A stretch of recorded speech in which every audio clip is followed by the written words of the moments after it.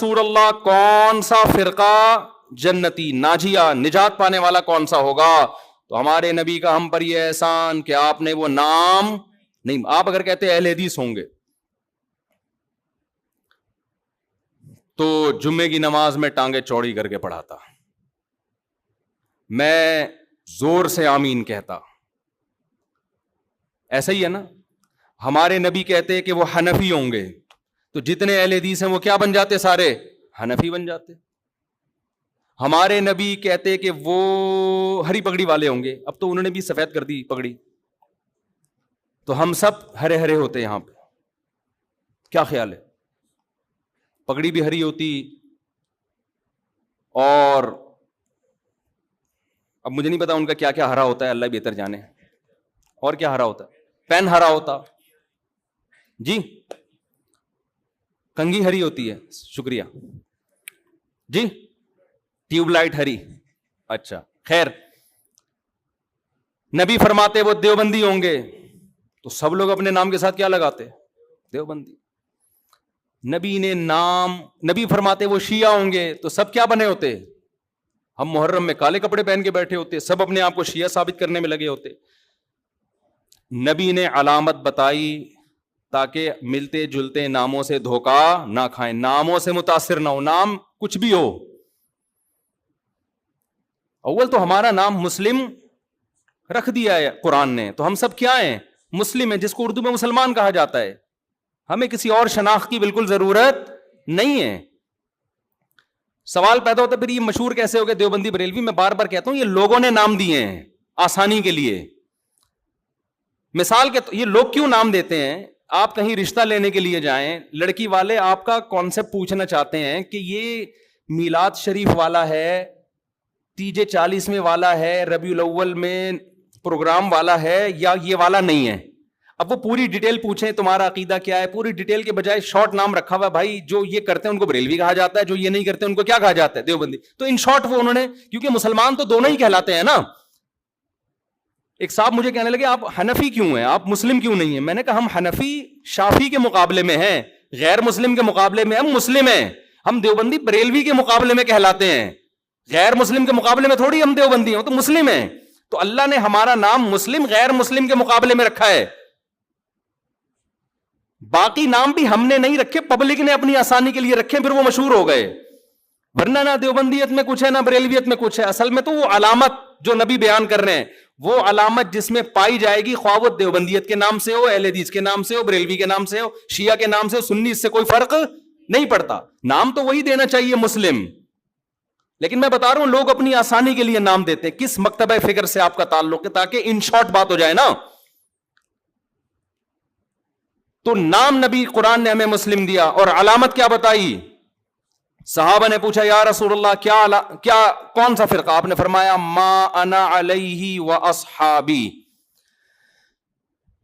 کیا بلاغت ہے یار اس کلام میں, سارے فرقوں کا پول پٹیاں کھول دی.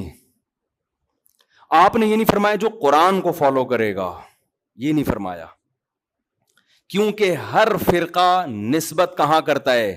کیونکہ قرآن تو سب کی بیس ہے نا, قرآن ہی سے نکل گئے. کیا خیال ہے بھائی؟ ایک فرقہ مسلمانوں میں آئے اور کہ میں تورات کو مانتا ہوں, قرآن کو نہیں مانتا ہوں. تو ہے ہی نہیں, تو کسی کھاتے میں ہے ہی نہیں, نکل یہاں سے. بیس تو قرآن ہے, اور قرآن کو ماننا بھی ضروری, اس کو فالو کرنا بھی. لیکن فرقوں میں جب فرق کیا جا رہا ہے تو قرآن کا تذکرہ نہیں. ما انا علیہ, جس پر میرا عمل, میں چلوں, تو نبی جس پر چلے اس کو تو حدیث کہا جاتا ہے. اور یہ بھی نہیں فرمایا حدیث, کیونکہ حدیث قول, عام طور پر حدیث کا اطلاق قول پر ہوتا ہے. بخاری میں ایک روایت آ گئی, مسلم میں ایک روایت آ گئی, لوگ اس کو حدیث سمجھتے ہیں. نبی کا جو پراپر عمل رہا ہے, کس پر آپ صلی اللہ علیہ وسلم عمل کر کے گئے ہیں, اس کو آج کل کے لوگوں نے حدیث سے خارج کر دیا. مثال کے طور پر امام مالک حدیث لے کر آتے ہیں ہاتھ باندھ کے نماز پڑھنے کی, فتویٰ دیتے ہیں ہاتھ چھوڑ کے نماز پڑھی جائے. میں مسجد نبوی میں بیٹھا ہوا تھا, ایک صاحب تقریر کر رہے تھے اردو میں. سارے فتنے وہاں اردو اسپیکنگ جا کے پھیلاتے ہیں, عرب میں نہیں عام طور پر یہ تشدد. اس سے کسی نے پوچھا کہ ہاتھ چھوڑ کے نماز پڑھنا کیسا ہے؟ انہوں نے کہا بالکل ناجائز, بدعت. کیوں؟ حدیث میں آتا ہے ہاتھ باندھ کے نماز، ہم حدیث کو فالو کریں گے، امام مالک کو فالو نہیں کریں گے. اتنی سختی سے امام مالک پہ رد کیا. میں نے کہا اس جگہ امام مالک نے کئی سال بیٹھ کے درس دیا ہے، اس نے ان کی شخصیت کا بھی احترام نہیں کیا. عوام یہ میسج لے کے جا رہی ہے کہ قرآن و حدیث کا اس کو پتا ہے، امام مالک کو پتا نہیں تھا، حالانکہ وہ تو تبع تابعین میں سے ہیں. حدیث میں آتا ہے ان قریب ایک شخص پیدا ہونے والا ہے مدینہ میں جس کی طرف پوری دنیا سے علم کے لیے لوگ آئیں گے. اکثر علماء اس طرف گئے، اس سے مراد امام مالک ہیں. اکثر علماء اس طرف گئے. اتنے بڑے عالم کا مذاق اڑا دیا آپ نے. آپ یوں کہہ سکتے تھے کہ حدیث میں آتا ہے کہ ہاتھ باندھ کے نماز. امام مالک نے دیکھا کہ مدینہ والے ہاتھ چھوڑ کے نماز پڑھ رہے ہیں. امام مالک نے اس سے دلیل پکڑی کہ انہوں نے صحابہ کو دیکھا ہوگا، اور صحابہ نے کس کو دیکھا؟ نبی کو. تو اگرچہ باندھنے کا تذکرہ ہے لیکن نبی کا آخری عمل کیا تھا؟ ہاتھ چھوڑ کے. تو امام مالک کی رائے میں یہ دلیل ہے. وہ کہہ رہے ہیں کہ حدیث میں تو ہمیں باندھنے کا تذکرہ ملتا ہے لیکن جو عمل مل رہا ہے ہمیں پریکٹیکلی، جو تواتر مل رہا ہے وہ چھوڑنے کا مل رہا ہے. تو عملی تواتر کو وہ زیادہ ویلیو دے رہے ہیں قولی حدیث سے، تو وہ بھی حدیث ہی پر عمل کر رہے ہیں. پھر آپ ایک رائے بیان کر دیتے کہ بھئی ان کی رائے بھی ٹھیک ہے، دلیل ان کی بھی بنتی ہے، لیکن ہم حدیث کے ظاہر کو دیکھتے ہیں. بھئی باندھنے کا تذکرہ ہے تو ہم کہتے ہیں نبی نے جو چھوڑ کے نماز پڑھی ہوگی، ہو سکتا ہے وہ کسی عذر سے پڑھی ہو، یا ہو سکتا ہے کہ جی وہ آسانی کے لیے، یہ بتانے کے لیے کہ یہ بھی جائز ہے. تو ادب کا تقاضا یہ کہ باندھ لیے جائیں. لیکن اگر کوئی امام مالک کی رائے کو فالو کر رہا ہے تو ہم اس کو بھی برا نہیں کہیں گے. یہ انداز ہوتا تو میرا خیال ہے زیادہ اچھا ہوتا. لیکن آج کل کے اسکالرز جو قرآن حدیث کے ٹھیکیدار بنے ہوئے ہیں، ان کا یہ اسٹائل بولو نہیں ہے. ان کا یہ اسٹائل ہے کہ حدیث مجھے آتی ہے، باقی سارے جاہل ہیں. یہ تو امام مالک کے بارے میں. اگر وہ پوچھ لیتے نا رفع الیدین کا مسئلہ امام حنیفہ کا، پھر تو وہ ایک دم آگ نکلنا شروع ہو جاتی. جو اسٹائل امام مالک کا تھا کہ مدینہ میں نے لوگوں کو ہاتھ چھوڑ کے نماز پڑھتے ہوئے پایا ہے، رفع الیدین نہ کرنے کے بارے میں وہی دلیل کس کی ہے؟ امام ابو حنیفہ کی، کہ کوفہ علم کا مرکز تھا. کوفہ میں عبداللہ بن مسعود اور علی رضی اللہ تعالیٰ عنہ کے آ کے آباد ہوئے. یہ دونوں صحابہ علم میں دوسروں سے بہت زیادہ تھے. ان کے شاگرد جتنے بھی کوفہ میں تھے رفع الیدین نہیں کرتے تھے. امام ابو حنیفہ نے اس سے استدلال کیا کہ ٹھیک ہے بخاری مسلم تو امام حنیفہ کے بعد آئی ہے، لیکن صحیح حدیثیں رفع الیدین کرنے پر بھی ہیں. لیکن یہ جو آخر میں نہیں کر رہے اتنے سارے صحابہ، تو یہ اس کی علامت ہے نبی نے آخر وقت میں ترک کر دیا تھا. آپ اس دلیل پہ آپ یہ کہہ سکتے ہیں کہ مجھے یہ دلیل سمجھ میں نہیں آتی. میری رائے یہ کہ کیونکہ بخاری میں ہے تو ہم رفع الیدین کریں گے. ٹھیک ہے، آپ کی نہیں سمجھ میں آ رہی تو ٹھیک ہے، ہم تو مانتے ہیں نبی نے کیا ہے.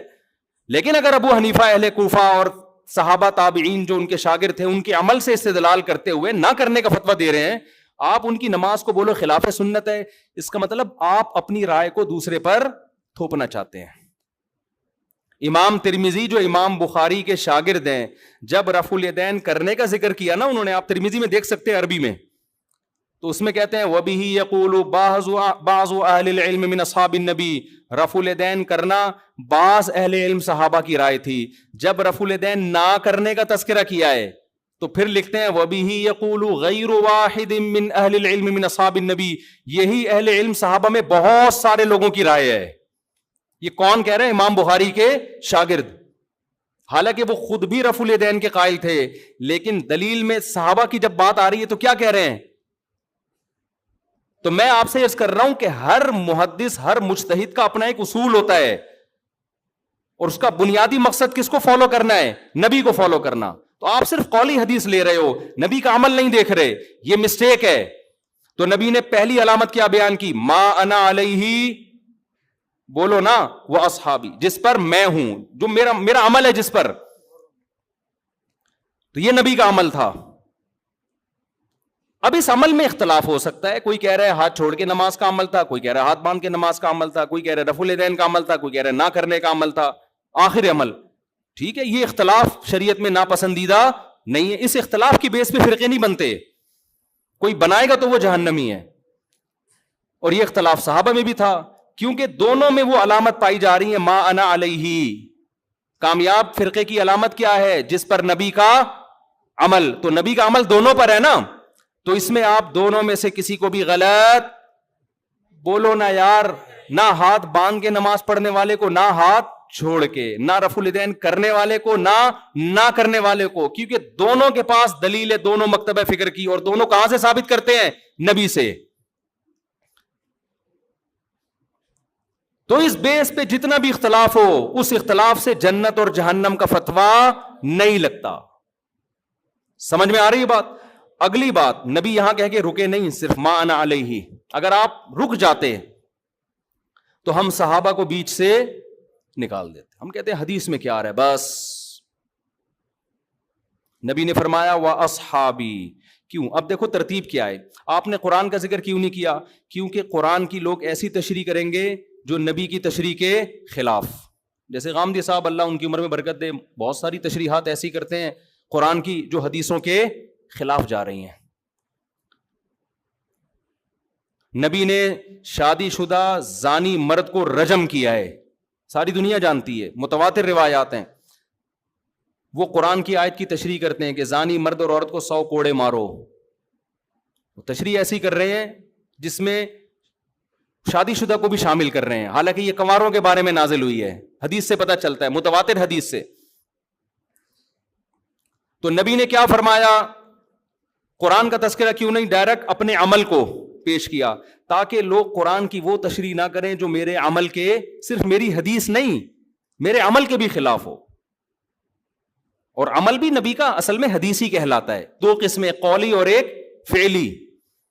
آپ نے ایک عمل کیا، صحابہ نے سینہ بسینہ اس عمل کو نقل کیا، یہ بھی حدیث ہے، چاہے بخاری میں نہ بھی ہو، چاہے مسلم میں نہ بھی ہو. دوسرا، آپ نے ان لوگوں پہ رد کرنے کے لیے جو حدیث کی تشریح اخپل طریقے سے کریں اور اس میں صحابہ کو بیچ سے نکال دیں، ان کو نکالنے کے لیے آپ نے کیا فرمایا؟ میرا اور میرے اصحاب کا عمل. سمجھ میں آ رہی ہے بات؟ میرے اور میرے اصحاب کا عمل. کیا مطلب؟ ایسے فرقے آئیں گے جو قرآن کی تشریح اخپل طریقے سے کریں گے، حدیث کو بیچ سے نکال دیں گے، یہ بھی جہنمی، چاہے وہ اپنے آپ کو صبح و شام اہل قرآن کہتے ہوں. لیبل جو منکرین حدیث ہیں ان کا پتہ ہے اپنے فرقے کا نام کیا رکھا ہے؟ اہل قرآن. اور جب آپ ان کے سامنے بیٹھو گے قرآن کے فضائل بیان کرنا شروع کر دیں گے، بار بار قرآن کیا کہتے ہیں، اللہ کا کلام.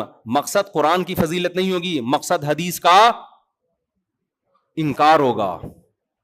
سمجھتے ہو گے نہیں سمجھتے؟ لوگ متاثر ہوتے ہیں، یار یہ ماشاءاللہ اللہ کے کلام کو کتنا فوکس کرتے ہیں، ماشاءاللہ ماشاءاللہ کتنا ان کے دل میں اللہ کے کلام کا جلال ہے. او بھائی، یہ جو آپ کے سامنے صبح و شام قرآن کے فضائل بیان کر رہا ہے، اس کا مقصد حدیث کی نفی ہے. ایک آدمی قرضہ مانگنے کے لیے آیا اور آپ سے کہہ رہے سفارش کر دیں کہ وسیم بھائی مجھے قرضہ دے دیں. دوسرا بھی آ گیا قرضہ مانگنے کے لیے، آپ چاہ رہے ہو اس کو نہ ملے اس کو مل جائے، آپ کو پتہ ہے یہ سیٹ ایک ہی آدمی کو دے گا. اب آپ نے دوسرے کی بے پناہ تعریفیں شروع کر دیں، تو یہ تعریفوں میں ضمناً دوسرے کی کیا ہے؟ برائی ہے. یہ بندہ ٹھیک نہیں ہے، اس کو نہیں دو. ٹھیک ہے نا؟ لیکن نام پرویزی فرقے نے اپنا نام کیا رکھا ہوا ہے؟ اہل قرآن. اہل قرآن.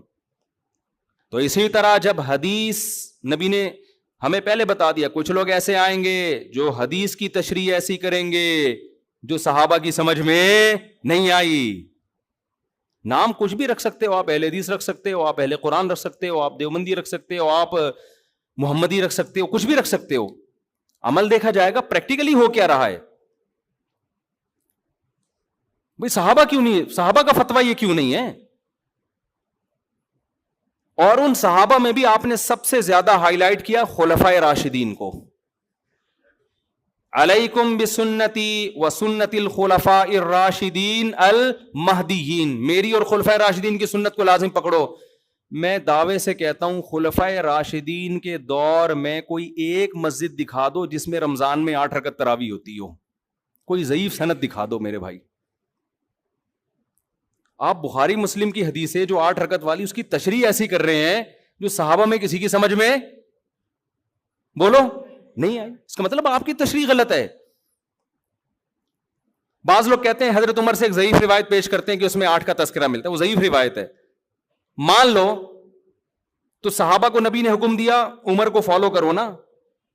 تو اگر حضرت عمر نے 8 پڑھوائی تھی تو پھر پوری دنیا میں ہمیں 8 ملتی کیوں نہیں ہے؟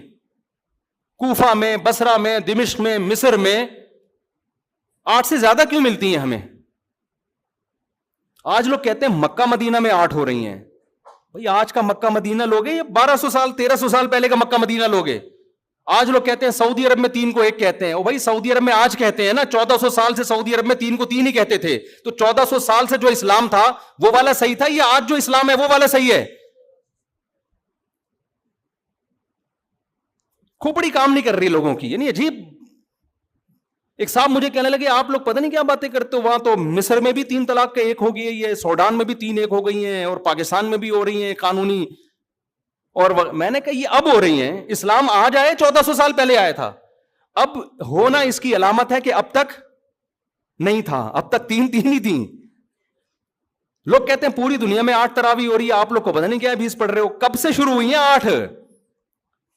آپ 100-150 سال پہلے تاریخ کی کتابیں اٹھا کے دیکھو، پوری دنیا میں 20 سے کم کہیں بھی 1 رکعت بھی نہیں ہوتی تھی. تو بعد میں چینج ہوئی ہے. اب جو چینجنگ ہو رہی ہے وہ قابل قبول نہیں ہے. اب تو چینج اب تھوڑی لوگ. عبداللہ بن مسعود کا مشہور قول ہے من کان منکم مستنن فلیستن بمن قد مات. جو تم میں فالو کرنا چاہتا ہے پہلوں کو فالو کرے، اس لیے کہ زندہ لوگوں کے بارے میں یہ خوف ہے کہ وہ فتنے سے محفوظ نہیں ہے. زندہ لوگ بک بھی جاتے ہیں، ان کے اپنے مفاد بھی ہوتے ہیں، سیاسی مفاد بھی ہوتے ہیں، حکومتی دباؤ بھی ہوتا ہے. اب حرمین میں کہہ رہے ہیں 10 رکعت تراویح ہو گئی. بھائی کیا پتا بادشاہ نے ایک آرڈر دیا ہو کہ 10 ہوں گی. ہمارے ایک دوست وہاں فجر کی نماز کا ٹائم داخل اقامت ہو رہی، بیٹھے ہوئے ہیں. میں نے کہا بھائی نماز کھڑی ہو رہی ہے، مسجد نبوی میں پڑھو. کہہ رہے ہیں پتہ نہیں کہ ایسا نہ ہو عمر ملک ہو، بادشاہ کا حکم ہو وقت سے پہلے پڑھنے کا، تو میں پہلے اپلیکیشن میں دیکھ لوں ٹائم داخل بھی ہوا کہ نہیں ہوا. خیر وہ تو تھوڑا انہوں نے غلو کر دیا، لیکن وہ ڈر گئے تھے نا یار کہ ایسا نہ ہو کہ بادشاہ سلامت میں کچھ بھی حکم دے دیا ہو. ایسا ہوتا نہیں ہے کہ بادشاہ سلامت ٹائم سے پہلے نماز پڑھنے کا آرڈر دے دے. لیکن آپ کیسے یہ کہہ سکتے ہو کہ یہ عرب علماء کا فتویٰ ہے؟ اگر چند کا ہے بھی تو ہمارے لیے